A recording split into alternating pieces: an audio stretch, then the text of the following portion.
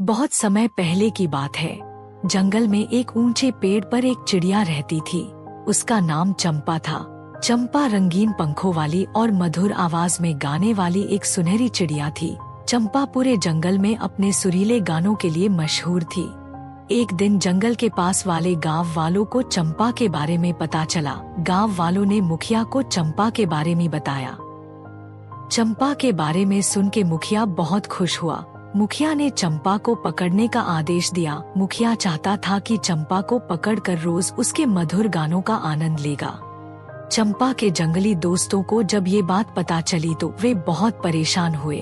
उन्होंने चंपा को बताया कि जल्द ही गांव के लोग उसे पकड़ने आएंगे। यह सुनकर चंपा बहुत दुखी हुई।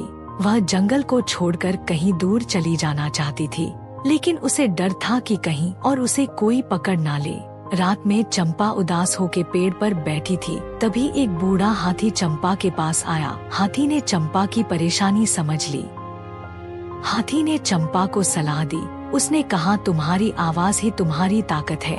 इसका इस्तेमाल गांव वालों को सबक सिखाने के लिए करो। हाथी की बात सुनकर चंपा को एक अच्छा विचार आया। अगले दिन जब गांव के लोग चंपा को पकड़ने आए तो उन्होंने देखा कि चंपा उनके द्वारा बिछाए गए पिंजरे में बंद है। गांव वाले खुशी से नाचने लगे। उन्हें लगा कि अब रोज चंपा की सुरीली आवाज सुनने को मिलेगी, लेकिन उनकी खुशी ज्यादा देर नहीं टिकी। पिंजरे में बंद चंपा ने गाना बंद कर दिया। वह चुपचाप बैठी रही। गांव वाले हैरान हो गए। उन्होंने चंपा को गाना शुरू करने के लिए तरह तरह के हथकंडे अपनाए, पर चंपा चुप ही रही। कुछ दिन ऐसे ही बीत गए।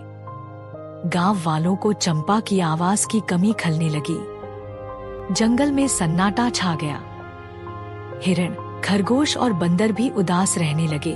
गांव वालों को समझ आ गया कि चंपा की आजादी ही उसकी गायकी की असली वजह थी। आखिरकार गांव के मुखिया ने चंपा को पिंजरे से रिहा कर दिया। चंपा आजाद होकर पेड़ पर जा बैठी। जैसे ही चंपा आजाद हुई, उसने अपने सुरीली आवाज में गाना शुरू कर दिया। पूरा जंगल उसकी आवाज सुन के खुशी से झूम उठा। गांव के लोग भी चंपा की मीठी आवाज सुन के बहुत खुश हुए।